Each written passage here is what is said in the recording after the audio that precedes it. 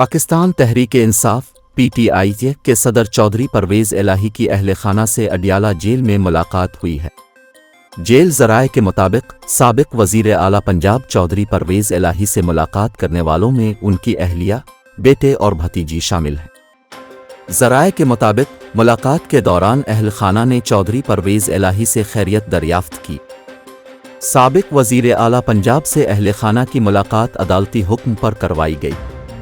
वाज़ेह रहे कि चौधरी परवेज़ इलाही को कुछ दिन कबल अडियाला जेल से ही रहा किया गया था, ताहम उन्हें फौरी तौर पर एंटी करप्शन हुक्काम ने अपनी हिरासत में लेकर लाहौर हेडक्वार्टर मुंतकिल कर दिया था।